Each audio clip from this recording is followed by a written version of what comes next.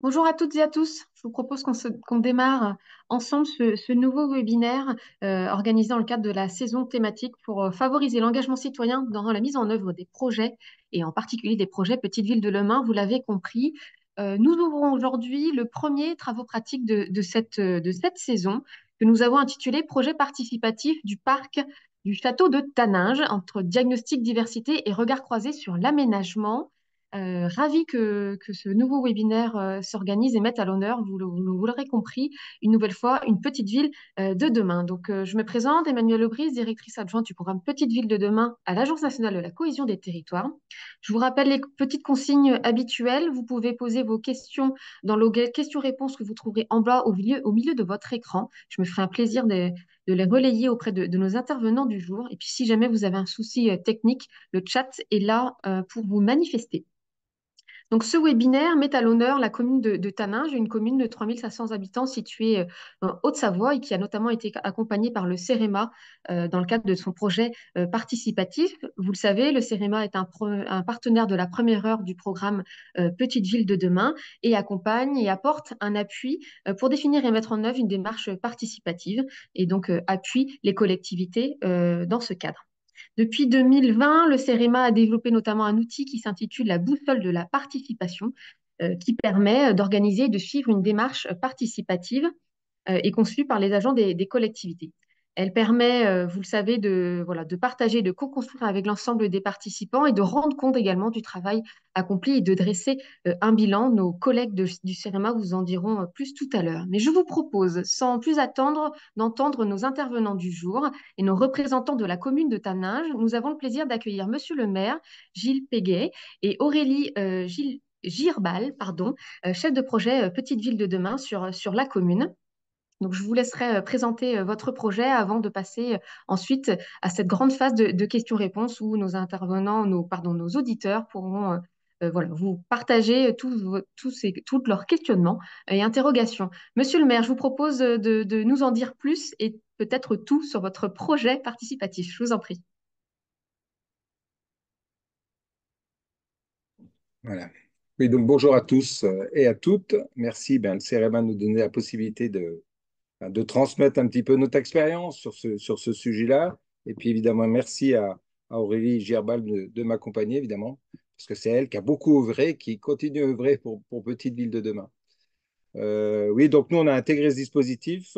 On a signé la convention Hort l'année dernière. Et c'est vrai que dans ce cadre-là, on avait un certain nombre d'actions à mettre en œuvre et sur lesquelles on voulait mettre en œuvre dans le cadre de ce programme. Je vais peut-être juste rappeler, donc vous l'avez dit, petite ville de Haute-Savoie, j'ai dit même la plus belle ville du monde, c'est évidemment comme toutes les petites villes de demain, ça bien entendu. Donc 3500 habitants, on a une particularité, donc on fait partie d'une communauté de communes de 12 000 habitants, et puis on est un territoire, pour Taninges, proprement dit, la commune, un territoire à la fois mi-touristique, mi-habitant permanent. Il faut savoir que sur la communauté de communes, d'une façon générale, 12 000 habitants, mais en hiver, c'est à peu près 50 000 touristes qui viennent nous rendre visite, et en été, à peu près 30 000. Donc, évidemment, il y a des notions à gérer à ce niveau-là. Et puis, dans le cadre de Petites Villes de demain, qui se concentrent principalement, bien entendu, sur le bourg, puisque notre commune est divisée en deux parties, un bourg dans la plaine à 630 mètres d'altitude, et puis une station de ski, mais qui ne fait pas l'objet aujourd'hui de la démarche à 1500 d'altitude. Donc, Petite Ville de demain, on a intégré cela. On est au cœur d'un carrefour entre deux routes départementales, et ce qui conditionne aussi notre centralité liée à la communauté de communes avec des grands axes, qui est notamment la route des Alpes, qui traverse notre commune. Donc, on avait, suite, nous, à la Convention générale, on a défini cinq axes à travailler. Un axe plutôt lié au renforcement du tissu commercial. Je pense qu'il y a beaucoup de villes qui en font partie, notamment qui permettent de renforcer l'attractivité. Et puis, la perte éventuellement de commerce, bien entendu, de commerce ces dernières années ou ces dernières décennies, on va dire, dans nos petits villages. Donc, c'était quelque chose d'important, même si on a un cœur de commerce qui est quand même important et qui résiste depuis de nombreuses années, notamment des commerces de bouche, qui fait aussi qu'on a un cœur actif avec des habitants permanents qui consomment sur place. Donc, c'est aussi important, mais le but, c'était de renforcer. On a tout un travail, souvent comme dans des petits villages comme nous, un travail sur le patrimoine, et c'était l'axe 2, et ça concerne d'ailleurs ces deux premiers axes, ça concerne un petit peu le renforcement et le sujet d'aujourd'hui. Et puis on a trois autres axes, vous pouvez noter, liés à la mobilité, liés d'une façon générale aux équipements public et sportif, et puis lié, puisqu'on est en pleine création de notre PLU, aussi lié à l'habitat. Et donc, tout ça est en cohérence, puisque le parc du château qu'on va voir et que vous voyez juste en dessous dans la photo, à 18 000 mètres carrés, enfin 16 000 mètres carrés exactement, il y a une part. Donc, on parle du parc du château parce qu'avant, c'était une ancienne demeure bourgeoise qui n'existe plus, qui a brûlé en 99. Et depuis, on l'a transformé, on a récupéré le parc et il y avait une manque d'appropriation des habitants de Tanage. Et donc, le but de la démarche, c'est faire en sorte que les habitants de Tanage, et pas que, aussi les touristes, les gens qui viennent nous visiter, puissent participer et faire revivre ce parc. On peut passer à la slide suivante. Parfait, vous me suivez parfaitement. Donc, dans l'axe numéro 2, il y avait, d'une façon générale, on ne voit pas sur les slides là ici, mais notre bourg est tout proche, hein, est à 30 mètres, 50 mètres de ce parc. Il y avait un sentier patrimonial qu'on voulait remettre en avant, revaloriser ce parc, donc c'était un axe important et on va voir ça aujourd'hui. Et puis il y a toute la signalétique d'une façon générale dans le bourg, requalifier la partie patrimoine et puis d'une façon générale essayer de requalifier les entrées de ville parce que c'est important quand on rentre dans une commune de pouvoir identifier la commune clairement. Et donc voilà, vous avez sous les yeux un petit peu le planning qu'on s'est fixé pour les prochaines années évidemment, parfois un peu plus, enfin en tout cas jusqu'au mandat, parce qu'évidemment, vous le savez tous, en 2026, il y a des élections et donc c'est parfois difficile de se projeter plus loin. On peut peut-être passer un petit peu le slide. Voilà, alors, on a eu la chance, parce que c'est quand même une chance hein, de pouvoir être aidé du CEREMA. Alors, ce n'est pas du tout pour vous brosser dans le sens du poil, mesdames et messieurs du CEREMA, on a été bien accompagnés. Et c'est vrai qu'il faut le reconnaître parce que c'est une participation importante. C'est vrai qu'on se posait la question depuis quelques temps. Moi également, c'est mon troisième mandat, alors pas en tant que maire, mais en tant qu'élu. Et souvent, la participation citoyenne est en tout cas comment on intéresse le citoyen à la vie politique de son village, puis tout simplement à la vie de son village. Et donc, le CEREMA est arrivé à point à ce niveau-là, en essayant de nous développer comment il fallait qu'on s'y prenne, avec certains un petit peu de réticence pour dans des cas, parce que on se pose parfois la question sur la participation proprement dit, et puis vous le savez tous, que parfois ça se résume à pas des grands projets, mais des très petits projets où l'objet du quotidien des citoyens, ce qui est normal aussi, je dirais, qu'à mon avis, le citoyen, il vit tous les jours, il a besoin d'avoir des réponses dans son quotidien. Donc, on s'interrogeait là-dessus. Donc, on a eu ces 2 séances de préparation, on va dire, à la fois de formation et de préparation. Et puis après, on a eu cette séance liée au parc du château. Donc, à la fois, c'est une partie, 2 séances en mai-juin. Une en mai, c'était voilà, le 31 mai, la deuxième le 13 juin, donc avec l'ensemble des élus qui souhaitaient participer, l'ensemble des adjoints, en tout cas l'équipe, la municipalité était là. Et puis donc, cette partie-là pour la partie formation. Ensuite, on a été accompagné, puisque quand on parle parc, on parle aussi biodiversité. En tout cas, on souhaitait avoir une approche sur la biodiversité de ce parc. Est-ce qu'il y avait des choses intéressantes ou non intéressantes? Est-ce qu'il y avait des choses à protéger ou pas? Donc, ça nous semblait important dans notre démarche. Et puis après, il y a toute la partie, je dirais, liée au patrimoine. Et c'est pour ça aussi qu'on a pu se faire aider, d'ailleurs, on le verra après, par 2 jeunes architectes qui ont un petit peu réfléchi du parc et puis également du boulodrome que vous voyez également sur la photo à ce niveau-là. Donc voilà, on peut peut-être passer la slide sur ces étapes. Donc voilà, j'en parlais, les 2 architectes. Donc on a d'abord travaillé avec les deux jeunes architectes, un qui était diplômé, l'autre qui ne l'était pas encore, pour qu'ils réfléchissent un petit peu ce que pouvait devenir ce parc, pas simplement l'utilisation du boulodrome, mais aussi le parc lui-même. Et ils ont été interrogés, tout simplement, les habitants de notre village. Ils se sont baladés dans les rues, ils sont allés sur le marché, ils ont déambulé et puis ils ont pu retirer un certain nombre de remarques. Et vous avez un des exemples du rendu ou du bilan qu'ils nous ont fait, à la fois sur l'usage proprement dit pour eux-mêmes, pour les habitants de ce parc, mais également dans qu'est-ce qu'on pourrait y faire à l'avenir, quelles seraient les envies de chacun et qu'est-ce que pourrait devenir ce parc. Voilà, donc il y a un certain nombre des gens qui le fréquentaient, d'autres qui ne le fréquentaient pas, d'autres qui ne le connaissaient pas du tout d'ailleurs.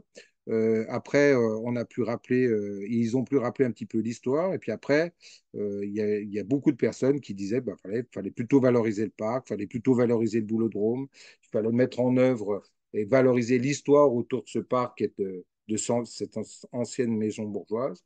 Il y a aussi, on a des belles fontaines aussi, puisque C'est une maison bourgeoise qui date de la fin du 19e siècle et quelqu'un qui avait fait fortune sur Paris, dans les traverses de chemin de fer d'ailleurs.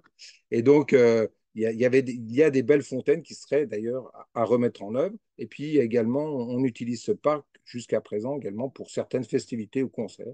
Donc voilà, ça, on a tourné autour de ça et ça a apporté un petit peu, je dirais, de l'eau au moulin dans nos réflexions. Et puis après, ça a apporté aussi de l'eau au moulin au moment de la participation citoyenne qu'on a réalisée à fin août. On peut peut-être passer la slide suivante. Aurélie, vous complétez s'il y a des choses que vous voulez compléter. Bah, après, les étudiants en architecture, on les avait aussi principalement mandatés et on les a intégrés à la réflexion du parc. Mais c'était aussi pour le boulodrome, ce bâti qu'on voulait aussi les amener à travailler sur une réhabilitation éventuelle de ce bâti en parallèle de la réflexion sur le parc du château, en effet. Donc, ils nous ont beaucoup aidés donc, pour travailler là-dessus. Après, le CRMA, entre autres, à la présente, M. Dramet, nous a fait un petit diagnostic flash. Donc, il était venu une journée, je crois que c'était ça. Puis après, on s'était revus. Déjà, nous expliquer c'est quoi la biodiversité, parce qu'on a tous un peu l'idée de la biodiversité. Il nous a rappelé ce que c'était, en quoi ça concernait. Donc, vous avez quelques diapos là. Et donc, on avait pu transmettre aussi également aux citoyens pour expliquer quelles étaient un peu les espèces qu'on pouvait retrouver dans le parc du château. Alors, on n'a pas retrouvé malheureusement d'espèces rares, mais en tout cas d'espèces particulières. Alors, Aurélie dit heureusement, non, pas forcément. On aurait pu peut-être emmener les gens à venir regarder.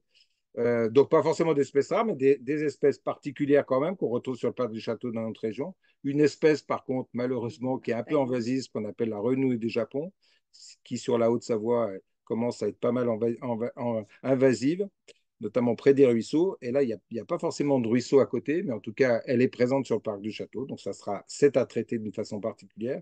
Et puis aussi, il nous a un petit peu conduit à porter un œil neuf, en fait, sur la façon de gérer ce parc d'une façon générale, en fait, par exemple, en laissant peut-être certaines zones en friche. Bon, en général, on tondait ce parc complètement, on entretenait un petit peu les arbres sans plus. Et donc, il nous a proposé de laisser un petit peu pour que justement la biodiversité se fasse, plutôt faire de la fauche tardive à certains endroits. Euh, et donc, ça nous a conduit justement à une autre réflexion qu'on a déjà testée depuis. Alors, évidemment, pas forcément des remarques des citoyens, puisque après, quand on informe les citoyens, on s'aperçoit évidemment que d'une façon globale, lorsqu'ils sont informés et lorsqu'on communique à ce niveau-là, ils sont plutôt favorables à ce type d'essai. Voilà. Donc, on a pu avoir une autre approche du parc, qui n'est pas simplement une approche, je dirais. Alors, certains avaient l'approche propre plutôt pour aller faire des besoins à leurs chiens ou leurs animaux. C'était aussi un problème du parc qui se soulève, malheureusement, parfois dans certains parcs. Et puis, c'était aussi une autre façon de voir notre parc qu'on a pu également transmettre à nos citoyens et également les élus qui ont vu le parc ou qui voient, je pense, aujourd'hui le parc un petit peu différemment. Donc voilà, ça a été un point important et puis qu'on va continuer justement à essayer de développer dans les actions qu'on va mener par la suite. On peut peut-être passer au slide suivant. Alors, ce slide-là, oui, il fait un petit peu le rapport par rapport aux différents ateliers. Je ne vous cache pas que, oui, on avait une petite réticence quand même par rapport à la participation citoyenne. Je vois que on opine du chef du côté du CRMA. Oui, c'est vrai, j'avais une petite réticence parce qu'en tant qu'élu, je suis plutôt favorable. J'ai régulièrement fait, comme je dirais, comme la plupart des élus, on essaie d'aller proche des citoyens.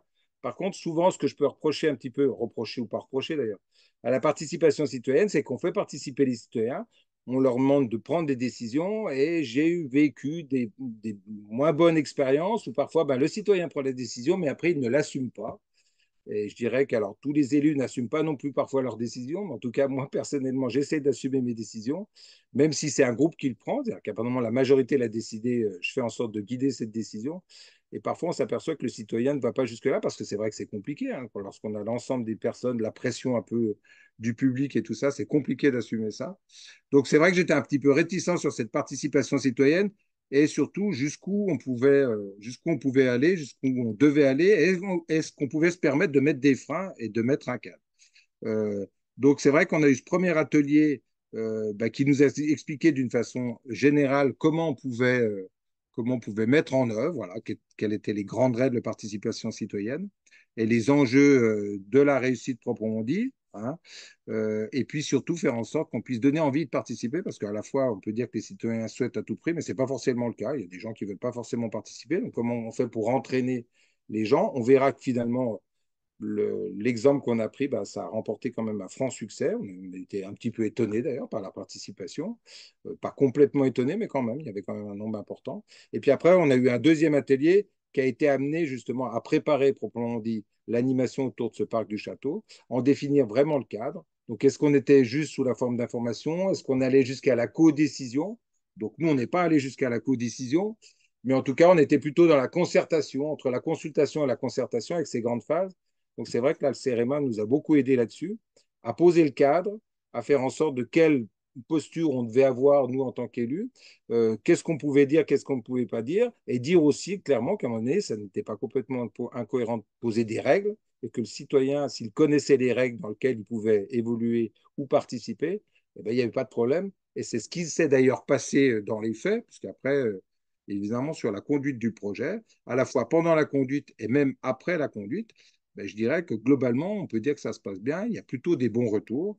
Alors, c'est sûr qu'à un moment donné, il faut que ça se concrétise par des actions, ce qu'on est en train de mettre en œuvre, et puis surtout, après, derrière, informer de ce qui a été décidé à partir de ce qui avait été envisagé pendant toute cette réunion. Donc voilà, ça a été une chose essentielle, ces deux ateliers. Et puis, on n'avait pas tous le même niveau d'envie d'aller vers cette participation citoyenne, même dans la municipalité, même dans les élus.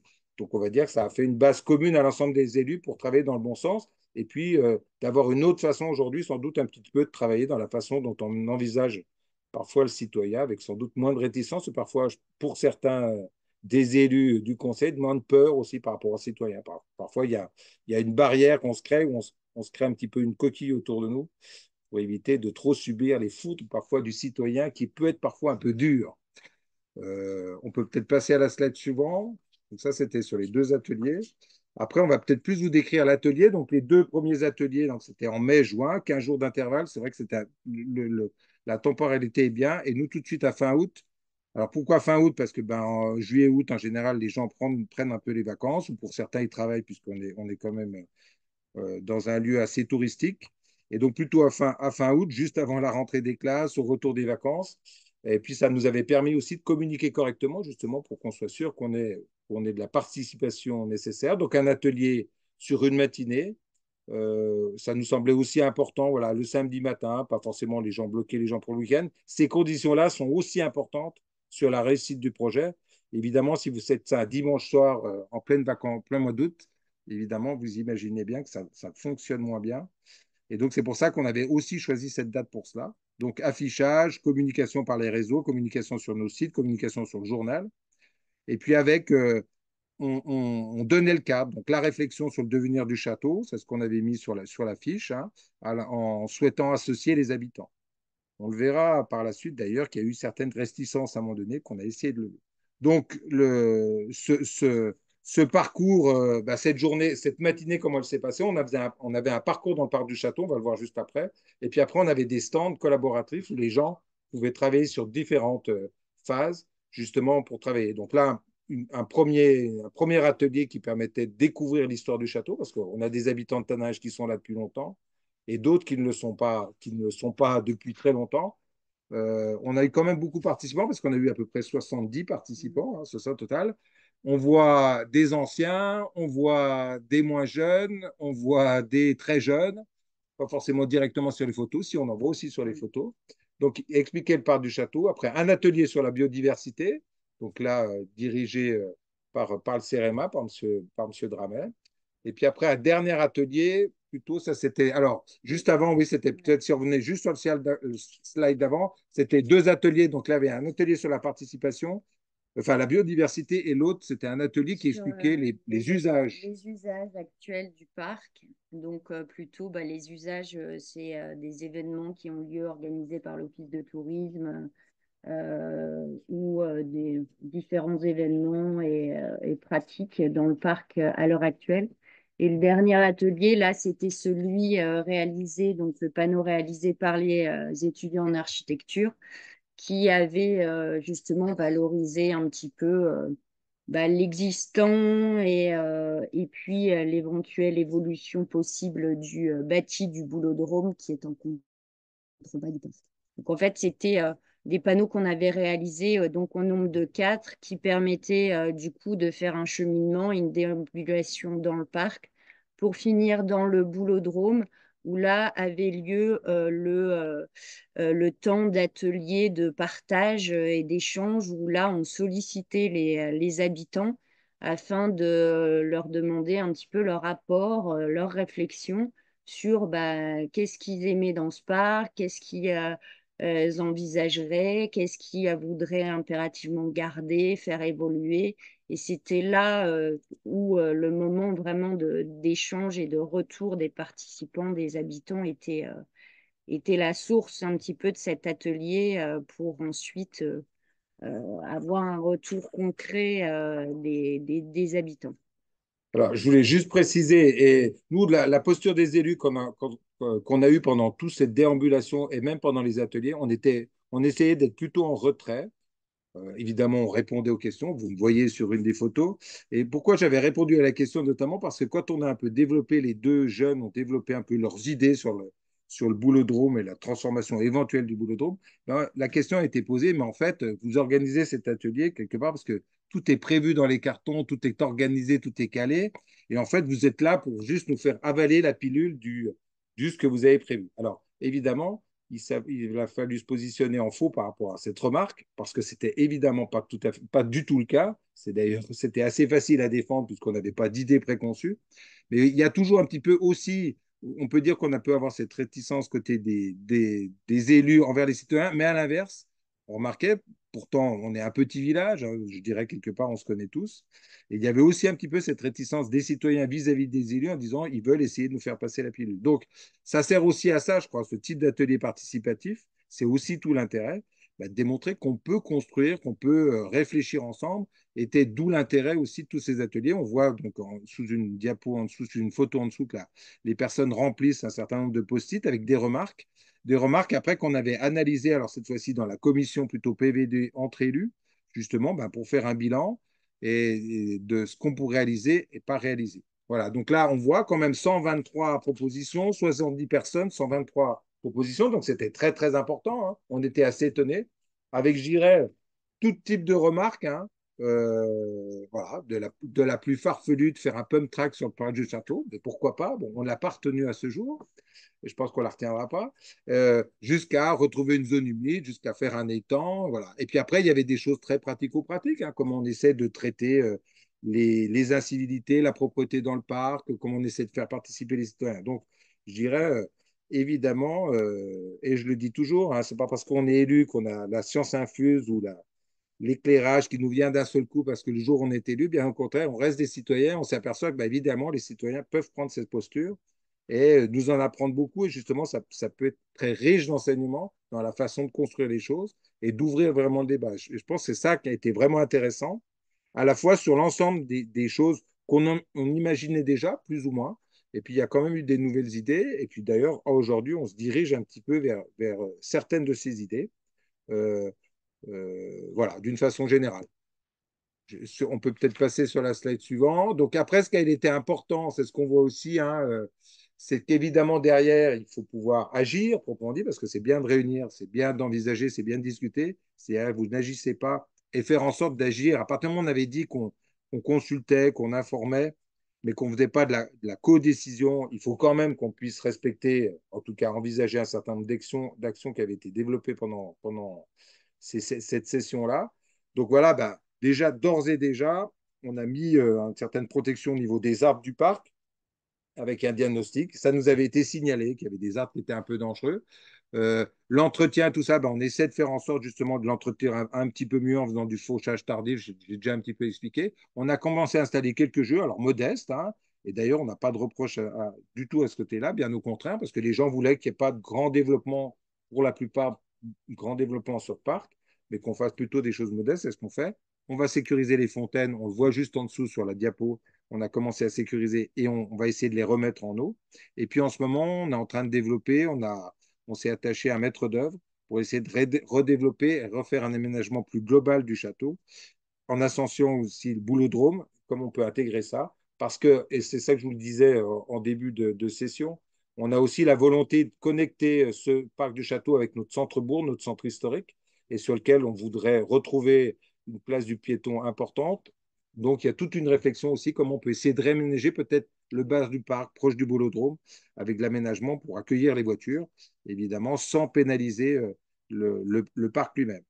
Euh, et puis après, ce qui a été important aussi, ce qu'on a fait aussi, je ne sais pas si on a sur le slide d'avant, on a aussi, alors là, oui, on peut laisser ce slide-là, mais on a aussi communiqué, c'est-à-dire qu'après, quand on a fait, après l'atelier Parc du Château avec les citoyens, on a fait une réunion propre entre élus, et après, on a communiqué à la fois par mail, ceux qui avaient travaillé, par le bulletin municipal, vers quelles actions on allait se diriger et quels étaient un petit peu nos plans d'action pour les mois à venir. Et je pense que ça a été important aussi pour en permanence informer les citoyens de où on va, vers quoi on veut aller, et pour pouvoir continuer à échanger, c'est important. Donc là, c'est une grande action qu'on va essayer de mener sur le budget de cette année. Peut-être ça dépassera un petit peu en 2025. Et donc sur un réaménagement dans lequel on voudrait créer un amphithéâtre justement pour répondre à la fois aux problématiques d'accueil de festivités et de concerts, et puis également d'accueil en journée, par exemple, des gens qui voudraient se balader et pouvoir se reposer tranquillement, éventuellement du scolaire, avec éventuellement de l'éclairage, on nous en avait beaucoup parlé, essayer de restaurer les fontaines, retrouver la source, l'eau proprement dit, retrouver la source. Ça ne va pas être une simple affaire, mais on essaye de travailler. Et puis sécuriser, parce que ça avait aussi fait partie de la partie des remarques des citoyens, essayer de sécuriser l'ensemble des accès proprement dit. Et puis, lié aussi, à partir de là, à partir du moment où on essaie de revaloriser ce parc, c'est aussi essayer de sécuriser parfois des activités nocturnes un peu bruyantes. Et donc, on pense aussi que le fait que le citoyen se réapproprie ce parc, on arrivera à travailler aussi sur ces nuisances, parfois de jeunes qui s'expriment un peu fortement avec de la musique, ça peut arriver. Et donc, il y a tout ce travail qu'on veut faire à ce niveau-là. Et valoriser l'entrée du parc qui Ouais. n'est pas suffisamment valorisée. Donc, on veut également réaliser une arche qui crée ce lien entre le bourg historique proche et le parc afin de rendre plus attractif le parc. Voilà. Et puis après, dans le cadre, en fait, notamment parce qu'on est une commune de montagne, dans ce cadre-là, on fait appel à des fonds, on fait appel à un dispositif qui s'appelle les espaces véléens. Donc, on essaie d'aller attraper des subventions à ce niveau-là. On a essayé d'attraper des subventions aussi parce que c'est important dans le plan de financement, du leader également sur ce type, puisqu'en fait, c'est dans la transformation. Et puis, ouais, au niveau de la région, on essaie d'attraper. Et puis, peut-être un petit peu du conseil départemental, justement pour arriver à boucler l'enveloppe budgétaire à ce niveau-là. Donc, voilà. Merci beaucoup, Monsieur le maire, pour la clarté de vos propos, votre honnêteté aussi dans votre témoignage, hein. Vous n'avez pas hésité, voilà, à faire part de votre réticence, de l'importance aussi, une fois les choses assimilées, de rendre compte justement si on consulte, si on concerte. Il faut savoir aussi en faire un retour et passer aussi à l'action. Vous l'avez bien souligné, sans quoi effectivement cet élan citoyen ou cet engagement citoyen pourrait s'essouffler. Est-ce que, avant de passer aux questions-réponses, est-ce que Karine, lancement du CRMA, est-ce que vous vouliez éventuellement compléter, réagir? Non, bah, l'idée c'était, enfin, je préfère laisser Monsieur le maire pour vous montrer aussi qu'il a exactement, enfin, vraiment parfaitement intégré, on va dire, la sensibilisation préalable qu'on a eue. C'est vrai qu'il y avait quelques réticences des élus et certains plutôt frileux, d'autres à se dire ça sert à rien, d'autres à se dire mais comment on fait ça, on sait pas trop bien faire. Et du coup, c'était surtout l'idée de rassurer, de faire une participation par petits pas. On n'est pas obligé de se lancer tout de suite dans un gros truc avec un budget participatif lourd et donc de démarrer et d'enclencher la démarche pour aussi rassurer à la fois les élus, à la fois les habitants, Mm. bien se positionner aussi, enfin proposer quelque chose de convivial et de ludique. C'est pour ça qu'il y avait cette balade avec ses stands et puis un peu ces allers-retours de sensibilisation à la fois à la biodiversité et puis le croisement enfin, l'intérêt peut-être de faire appel au CEREMA, c'est de pouvoir croiser justement cette expertise technique très pointue sur la biodiversité et va dire, l'appui en ingénierie de la participation plus transversale. Et on le fait sur d'autres projets, on vous le dira ensuite, sur la mobilité, où du coup, ça permet vraiment d'enrichir les regards. Alors après, on a surtout touché, c'est vrai, des riverains. Et c'est en effet comme ça aussi que démarre souvent la participation. C'est comme le dit Mathieu Angotti de la NCT, c'est aussi une participation du coin de la rue. Et c'est aussi comme ça dans les petites villes de demain, je pense qu'il faut démarrer par cercle concentrique et puis on élargit au fur et à mesure. Bah, les habitants finalement parlent à d'autres habitants et ça permet une cooptation. Et puis, bah, il y a eu cet appui aussi sur les relais associatifs, hein, du coup, l'association du patrimoine, l'office du tourisme, qui est vraiment aussi indispensable pour Tout à fait mobiliser aussi, ouais. et élargir voilà, l'invitation des habitants et puis pouvoir associer et valoriser aussi les initiatives citoyennes. On s'est aussi appuyé, la ville avait identifié, il y avait un certain nombre d'habitants déjà bénévoles qui spontanément en fait entretenaient ce parc, ces fontaines par des chantiers spontanés. Et bien sûr qu'ils ont été invités, associés, parce que c'est un parc auquel ils tiennent très très fortement, ils sont très attachés. Et c'est vrai que nous, on a été frappés quand même côté CEREMA sur la sensibilité écologique des habitants, sur, euh, sur cette perception aussi de ce parc en centre-bourg comme un îlot de fraîcheur en fait, et du Mm. coup un parc aussi pour lutter contre le changement climatique et avoir cet espace de fraîcheur en centre-bourg. Du coup, l'importance de remettre l'eau, de préserver la biodiversité. Et c'est vrai que, et aussi, du coup, des demandes absolument pas monstrueuses d'aménagement pharaonesque, mais bien des demandes d'aménagement frugal qui respectent la nature et qui soient même avec des envies aussi de certains citoyens de construire eux-mêmes les bancs avec des morceaux de bois récupérés et de garder quelque chose d'extrêmement naturel, en fait, et simple. Voilà. Merci beaucoup, Karine. Il y avait une toute première question qui avait été posée avant que ne soit développée la phase de concertation large. Cette question portait sur l'enquête que vous avez fait réaliser, Monsieur le maire, et dont le périmètre interpelle une des personnes qui nous écoutent, à savoir un nombre limité de personnes qui ont été interrogées via cette enquête qualitative. Est-ce que vous pouvez expliquer ce choix finalement de méthode? Pourquoi ne pas avoir peut-être tenté une consultation plus large dès le début? En fait, ce qui s'est passé, c'est qu'on a associé ces étudiants en architecture à la démarche du CEREMA, puisque c'était un peu initialement deux choses un peu différentes, hein. Faut le dire, initialement, on avait en parallèle ces étudiants qu'on souhaitait faire travailler sur la réhabilitation du boulodrome. Et donc, on leur a demandé de réaliser ce questionnaire pour enrichir la réflexion globale avec le parc. Et en fait, ce qui s'est passé, c'est qu'ils étaient là que 2 mois et quand ils ont Mm, lancé, en fait, il y avait beaucoup de gens qui étaient en vacances au niveau des habitants à l'année. Bah, ils se sont heurtés voilà, à pas forcément beaucoup de participants. Et ils étaient aussi dans la production de leur réalisation de projets de réhabilitation architecturale. mm, Il y a peut-être eu en effet, c'est très, très minime. Le questionnaire n'est pas totalement révélateur, en effet, puisque la participation était minime. Ça a été, si vous voulez, juste un petit apport supplémentaire, mais c'était pas le cœur. Le cœur, c'était quand même la réalisation de l'atelier mm. participatif et la communication auprès des habitants du déroulement de cet événement afin de les avoir sur place lors de l'atelier, en fait. Karine, est-ce que vous voulez... Oui, après, on Allez-y. visait pas forcément l'exhaustivité. C'est vrai que nous, on est arrivés, puis Aurélie nous a signalé cette mission architecte et on s'est dit, mais il faut absolument qu'on les mobilise du coup en amont de notre travail à nous et de notre intervention.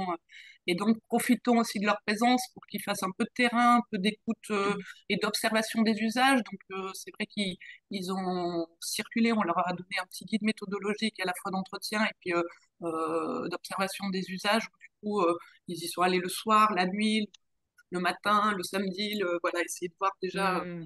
Et l'idée n'était pas forcément comment dire, une enquête exhaustive auprès de toute la population, mais c'était plutôt récolter un petit peu ce qu'on appelle les pépites ou un Mm. certain nombre de ressentis qu'on a pu après recroiser et retrouver d'ailleurs dans l'atelier, hein. Et donc c'était plutôt prendre le pouls un petit peu des usages, des représentations de ce parc. Et c'est ce qu'ils ont pu faire. Alors c'est vrai que la période août était pas, enfin juillet-août n'était pas hyper favorable non plus pour leur terrain de stage. Et puis c'est vrai qu'après eux, ils ont surtout aussi produit des maquettes, des propositions d'architectes, qui leur a pris beaucoup de temps. Mais c'est vrai que c'était intéressant de s'appuyer sur eux et puis le regard de jeunes aussi qui parlent à d'autres jeunes. Nous, ça a pu nous aider aussi à recueillir le point de vue de, entre guillemets, les jeunes piliers du mur du Boulodrome, là, que les riverains, justement, pointaient beaucoup du doigt parce qu'il y avait un peu bruyant, un peu de squat dans ce Boulodrome. Euh, et c'est vrai que les jeunes architectes ont pu aussi rentrer en lien avec eux. Et puis certains sont venus du coup participer à l'atelier, ce qui était assez intéressant. Ouais. Ouais, et puis la démarche, elle était surtout aussi, comme vous l'avez dit, hein, qu'il y ait une appropriation des jeunes, des deux stagiaires, pour qu'est-ce qu'il fallait faire nous, là, pour enrichir leur réflexion. Parce qu'en fait, on leur avait dit, vous vous interdisez rien. Et vous nous dites, tiens, vous qui êtes nouveau dans notre village, vous ne le connaissez pas, on allait interroger les gens que vous allez croiser comme ça, c'est quoi les usages, qu'est-ce que vous en percevez, et proposez-nous des idées, justement pour sortir des sentiers battus vraiment, et qu'on ne Mhm. leur donne pas une conduite en disant, voilà, on veut faire ça du boulot de groupe. On leur avait dit, proposez-nous des choses. Ils ont même eu jusqu'à proposer de le détruire complètement, par exemple, et de remettre un parc complet. Voilà. Donc, on ne s'est vraiment rien interdit. Et justement, ça a permis d'alimenter clairement la discussion et la réflexion par la suite. Merci beaucoup. Je vous relais une double question qui est particulièrement intéressante qui est posée dans le chat. Est-ce que vous avez constaté une évolution des relations entre justement les élus et les habitants suite à cette consultation-concertation? Ben non, il y a toujours des gens sympathiques et toujours des gens qui ne le sont pas. Non, non, Mais non, pas spécialement. Pas spécialement. Par contre, si moi j'ai des remarques, alors je ne sais pas si c'est lié à cette réunion qu'on avait fait, enfin cet atelier qu'on avait fait il y a un an, parce que maintenant, enfin oui, ça va faire un an maintenant, un peu plus d'un an même. C'est vrai qu'on me réclame souvent, moi, en tant que maire, à mes adjoints, tout ça, qu'on ne fait pas assez de réunions publiques. Alors, ça nous arrive. Évidemment, on rencontre les citoyens. On a eu fait d'autres actions, notamment pour notre schéma de mobilité, enfin, nos schémas directeurs de la mobilité dans le centre-bourg. On a aussi fait participer des citoyens. On travaille hmm, aussi, nous, sur la cantine. On a une commission extra-municipale. Mais c'est vrai qu'on me réclame un peu plus régulièrement maintenant d'avoir des réunions publiques, notamment avec des actions qu'on veut mettre en place sur la mobilité, mais aussi, je pense, aussi lié à ce parc. Donc, il y a un besoin. Après, je dirais que ça n'a pas changé fondamentalement les choses à aujourd'hui. Mais je Mais pense ça a été apprécié dans mais en tout cas, l'ensemble. ça a été apprécié. Et puis, ça a été apprécié les comptes rendus qu'on a pu faire. Et dans la démarche dans laquelle on allait, quelque part, je pense que les gens sentent aussi que Ça bouge aussi, voilà, quoi. on essaie de mettre en œuvre les actions qui avaient été proposées. C'est-à-dire qu'on n'est pas parti sur complètement autre chose. Bien au contraire, on reste un peu dans le cadre qui avait été discuté à ce moment-là. Donc, je pense que là, c'est hmm, plutôt apprécié. Mais non, J'allais je ne vous peux pas dire demander, que ça a changé fondamentalement. Non, aujourd'hui, non. Parce ça se fait pas on du en a jour pas au fait lendemain assez ni non en plus. 2 ans. Hmm. Voilà, tout à fait. Et puis, je pense que derrière, on n'en a pas refait d'autres exactement dans ce cadre-là. On n'en a pas refait d'autres. Donc, ça nécessiterait sans doute d'en refaire d'autres pour créer une vraie motivation, je pense, Donc, il un y a, vrai changement. donc, il y a d'autres sujets de consultation, concertation chez vous, mais pas forcément dans, je comprends, selon ces modalités-là. C'est ça? Exactement, oui, tout à fait. Ouais. On a créé notre schéma de mobilité directeur pour les pistes cyclables et tout ça. Donc, ça nous a pris un peu plus de 6 mois. Et donc là, par contre, on a procédé un peu différemment. C'était pas ouvert à tout le monde. On est allé plutôt chercher enfin, des parents d'élèves qui voulaient intégrer, des associations dont on sait qu'elles sont plus mobilisées sur ces problématiques-là de la mobilité, des pistes cyclables. Donc, on est plutôt allé les chercher dans les associations en les disant, voilà, on ouvre, mais on n'a pas quelque part fait un atelier pour toutes les personnes. Par contre, alors ça, c'est d'une façon plus générale, on a utilisé ce type d'atelier, nous, à la communauté de communes, pour réfléchir sur la culture et qu'est-ce qu'on veut faire de la culture au niveau du territoire. Et là, il y a aussi également une grosse participation, et d'ailleurs, c'est toujours en cours en ce moment, D'accord. avec le même type d'organisation, puis après le même déroulement, on continue à construire notre politique culturelle sur la communauté de communes avec ce même type de démarche. Et oui, ça fonctionne bien en général, tout à fait, ça on peut le dire. Merci, monsieur le maire. Et pour relayer la seconde partie de la question qui a particulièrement de sens aussi dans le passage à la phase opérationnelle en cas du projet Petite Ville de demain, c'est au-delà de cette consultation, concertation des habitants, est-ce que vous avez imaginé les associer à la mise en œuvre concrète des actions? Vous aviez évoqué la réutilisation, du recyclage. Karine, vous le disiez, pour aménager naturellement ces espaces. Est-ce que vous l'un et l'autre, enfin, est-ce que vous imaginez pouvoir associer les citoyens à l'action? Alors, on l'avait envisagé, on y avait réfléchi. Et je dois vous avouer qu'aujourd'hui, on ne l'a pas du tout mis en œuvre, mais on s'était dit qu'il y aurait peut-être un intérêt ouais, à faire en sorte, pourquoi pas, et c'est faire en sorte qu'ils puissent gérer avec nous, avec la commune, l'ensemble de ce parc. Je dois aujourd'hui avouer qu'on ne l'a pas du tout fait, et bah, sans doute par manque de temps, et surtout par manque de temps, et de volonté surtout, parce que le temps, c'est une chose, mais c'est aussi la volonté. Non, on n'est pas allé jusque-là à aujourd'hui pour essayer qu'il y ait cette vraie appropriation du parc. C'est sans doute des pistes à aller chercher, mais évidemment, ça demande beaucoup de temps. Et comme on a beaucoup de sujets, c'est vrai que je dois vous avouer que c'est quelque chose vers lequel on n'est pas allé pour l'instant. Non, il y Voilà. avait quelques habitants riverains qui étaient initialement impliqués un petit peu dans l'entretien du parc et qui étaient d'ailleurs là lors de l'atelier. Et, mais c'est vrai que derrière, je pense que là, on entreprend quand même des travaux à venir assez conséquents. Là, on parle de maîtrise d'œuvre paysagère. Donc là, on a fait appel à un cabinet architecte paysager pour réaliser cet amphithéâtre de verdure. Donc, on est plutôt dans des travaux quand même relativement conséquents. Après, peut-être en effet dans le suivi et l'entretien avec les riverains. Après, il y avait toute la problématique des assurances, enfin des responsabilités propres. Oui, ah oui, c'est ça. Et c'était ça un petit peu qui nous avait, je pense, aussi freiné un petit peu, parce qu'il y a des gens qui prenaient l'initiative seuls, mais à partir du moment où on organise, et le fait qu'on demande aux citoyens de s'impliquer dans de l'entretien, de l'appropriation, au-delà de simplement aller se balader, hein, ben on s'était posé aussi la question d'un point de vue responsabilité. Le jour où il y a un problème, qu'est-ce qui se passe? Qui est responsable? Avant, c'est des bénévoles, on ne fait pas appel à une association, donc il y avait, on arrivait du mal, aujourd'hui en tout cas pour l'instant, on avait du mal à envisager comment on pouvait faire. C'est pour ça que pour l'instant, on n'est pas allé plus loin à ce niveau-là. Hmm. Je laisserai mesdames du CEREMA compléter si elle a quelques exemples là, qui peuvent voilà, donner à voir ce que peut donner la participation des habitants dans l'action également. Merci, monsieur le maire. Je vous propose d'entendre mesdames du CEREMA pour évoquer leur offre de service et je me permettrai de revenir vers vous s'il y a d'autres questions et puis peut-être pour vous donner aussi le mot de la fin. Karine. Oui, alors peut-être répondre à Madame De Calf aussi qui posait une question très pertinente aussi sur Faites-le ben, maintenant si vous le souhaitez. oui, voilà, la prise de notes est très très importante et donc ça introduit aussi la prochaine diapo sur un peu les conditions de réussite de ce type d'atelier. Donc c'est déjà clarifier vraiment les règles du jeu et un cadre clair en fait sur pourquoi on associe les habitants, sur quoi, jusqu'où, jusqu'à quel niveau de participation et puis surtout préparer les suites. C'est la diapo suivante et du coup, s'appuyer sur des éléments de posture. Monsieur le maire le disait, c'est vrai qu'on a travaillé avec les élus un peu sur des valeurs un petit peu, une posture d'horizontalité, d'écoute, de vraiment être attentif à l'équivalence du traitement des points de vue. Et donc, c'est vrai que dans les ateliers, on s'était organisé avec 4 animateurs scribes qui du coup assuraient vraiment la prise de notes et on comptait en fait le nombre de fois où une idée avait été les récurrences un petit peu de ces idées, ce qui a permis un petit peu déjà de pondérer en effet ou de mémoire, ben, c'est vrai que remettre en eau la fontaine, c'était revenu énormément. Les problèmes de propreté, de poubelles, d'entretien, de crottes de chien étaient cités au moins 15 fois. Euh, les aspects préservation de la biodiversité très cités. Et puis en effet, on a aussi noté et pointé comment dire, dès le compte rendu immédiat de l'atelier, tous les verbatims des habitants ont été repris en intégralité, avec y compris des gros mots si certains disaient des gros mots, y compris vraiment leurs mots à eux.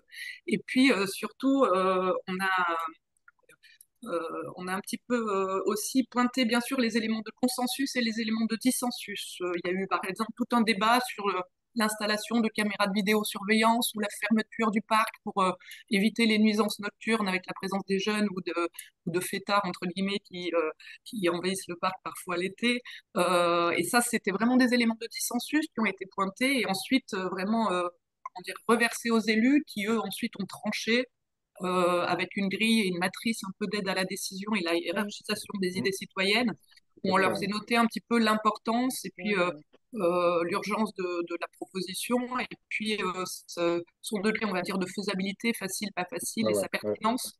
Et Ouais. c'est vrai que les élus, du coup, ont choisi d'écarter notamment les aspects de vidéosurveillance parce que ça ne faisait pas partie de la politique municipale, notamment. Exactement. Et après, bah, c'est vrai que l'importance donc aussi d'anticiper la mobilisation des acteurs, la communication, s'appuyer vraiment tous les relais, et sur tous les relais qu'on peut avoir, s'appuyer sur la convivialité, bien sûr, la mairie a organisé ben, un petit déjeuner d'accueil, un buffet ensuite convivial.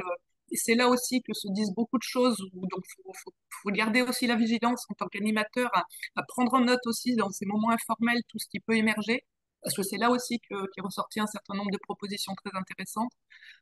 Et puis après, ben, l'importance en effet d'un rendu compte exhaustif avec une explicitation des choix, avec du coup des curseurs donc, qu'on avait mis en place, avec ben, vos propositions retenues, mises en place immédiatement, celles qui vont être mises à l'étude parce que pertinentes, celles qui seront peut-être étudiées plus tard parce que c'est plus compliqué, notamment le bododrome démolir, pas démolir. Et puis celles qui ne sont pas retenues avec l'explication vraiment du pourquoi c'est pas retenu. Voilà. Donc l'importance de ce qu'on appelle cette reddition des comptes. Voilà. Et je laisse ma collègue Géraldine peut-être sur du pôle participation CEREMA nationale qui va vous présenter du coup notre accompagnement sur d'autres sujets. Oui, bonjour, je vais faire rapidement.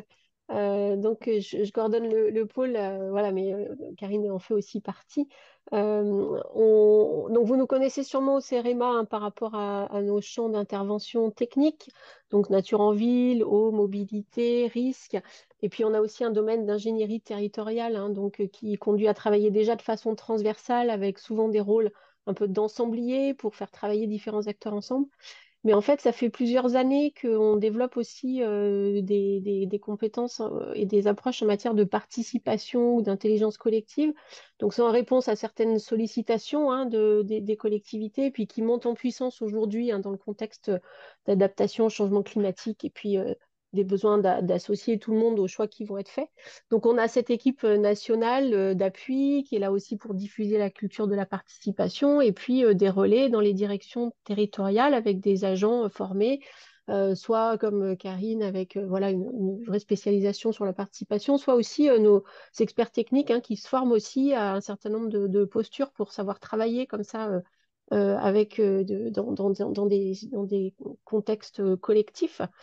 Et puis, du coup, on essaye de tenir cette approche de complémentarité, comme l'exposait Karine, hein, de croisement entre des apports techniques, mais aussi des méthodes de participation qui permettent finalement, on se rend compte que ça permet de mieux comprendre les problématiques parce que bon, on a à la fois les apports techniques, mais aussi tous les savoirs des habitants, de débattre des choix à faire une fois voilà, qu'on a pu partager ces connaissances communes et puis d'enclencher, comme on l'a, je pense, très bien vu à Talinge, hein, à partir d'un sujet, voilà, peut-être d'autres formes de mobilisation des habitants dans la vie locale.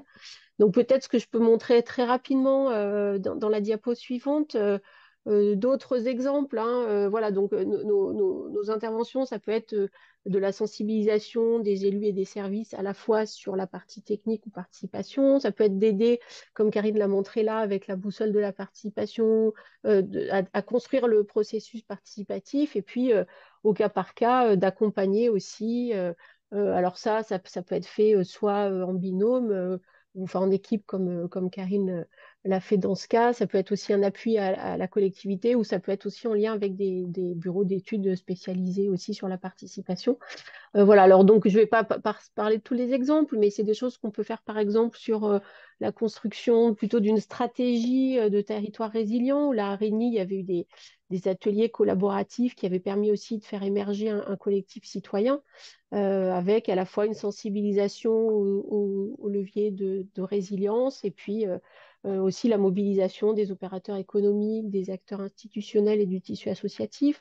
Vos couleurs, on en a parlé au précédent webinaire PVD, hein, où il y avait eu ce travail avec les commerçants et les habitants sur une rue centrale, et puis avec le Conseil des jeunes et des sages pour faire des parcours urbains.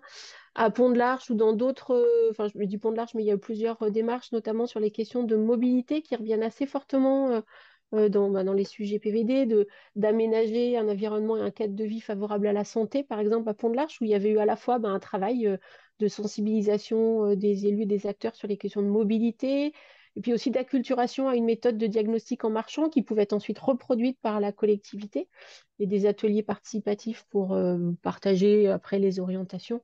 Voilà, savoir-faire, il y avait eu un travail aussi sur la question du stationnement qui peut être très technique mais qui peut être aussi approprié, sur l'habitat ou alors Beaurepaire, c'est Karine qui a mené aussi cette démarche, qui a croisé à la fois une sensibilisation aux enjeux de nature en ville, à la participation, pour finalement un peu réfléchir à qu'est-ce qu'on peut faire pour, en matière de participation des habitants sur ces sujets, voilà, et qui peut donner ensuite, enfin, il y aura peut-être une suite sur les questions de mise en œuvre, voilà.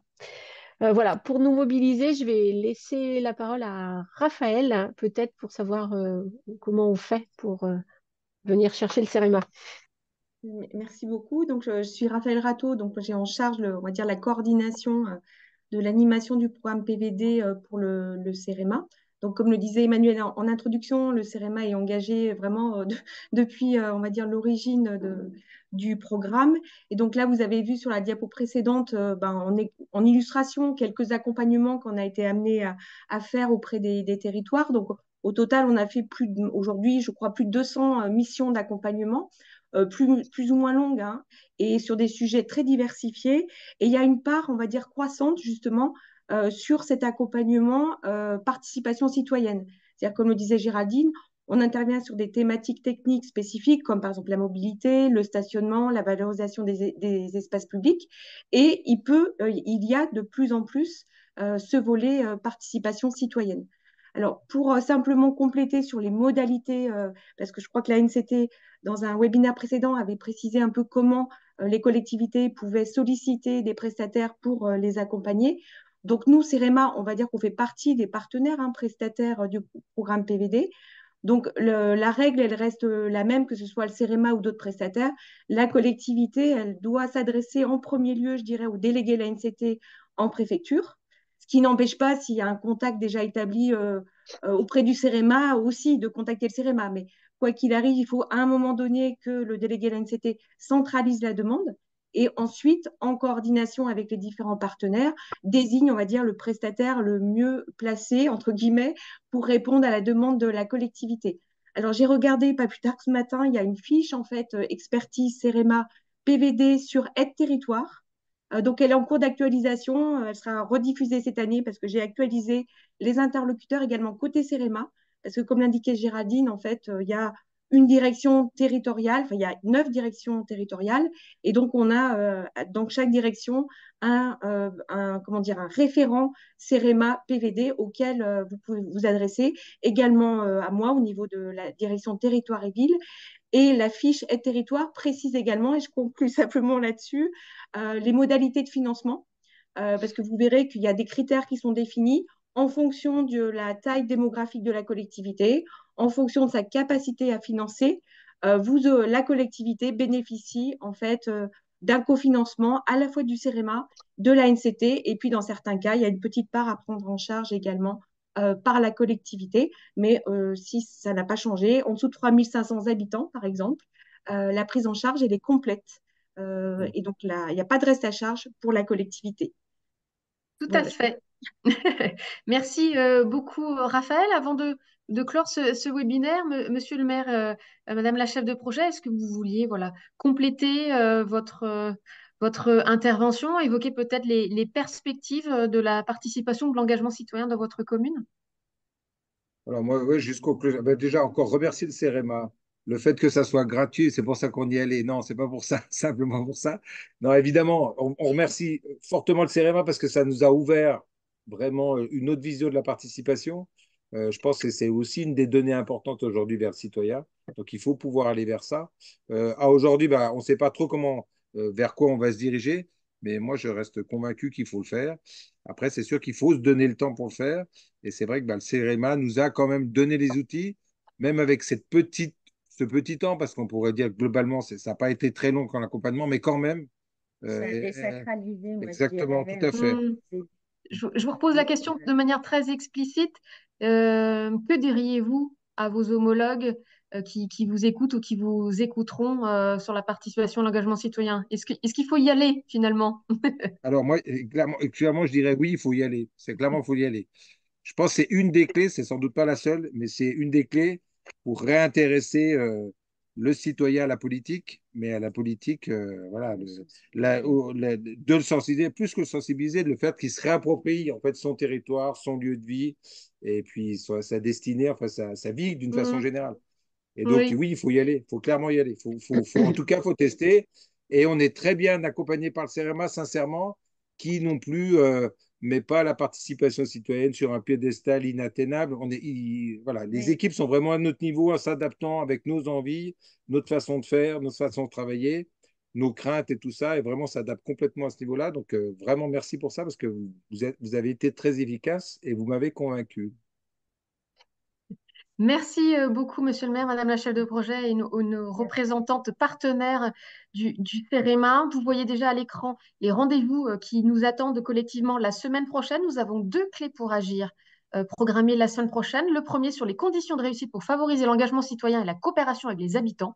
Finalement, faire des projets de revitalisation et des projets d'amélioration de la qualité de vie avec les habitants et pas non plus et pas uniquement pardon, pour les habitants. Et puis Mm. le deuxième, comment faciliter l'implication des jeunes dans ma petite ville de demain? Vous l'avez un peu touché du doigt, Monsieur le maire. Sachez déjà que nos replays, nos rendez-vous de la semaine dernière, les trois replays, rendez-vous des élus, clés pour agir et décryptage, sont d'ores et déjà en ligne sur notre page YouTube Petite Ville de demain. Donc n'hésitez pas à aller regarder ou réécouter cela. Merci une nouvelle fois à tous les intervenants du jour. C'était particulièrement intéressant. C'est un vrai succès et cette saison thématique a un vrai intérêt auprès des chefs de projet élus Petite Ville de demain. Donc, merci encore une fois à vous tous et je vous dis à très bientôt. Bonne journée à tous.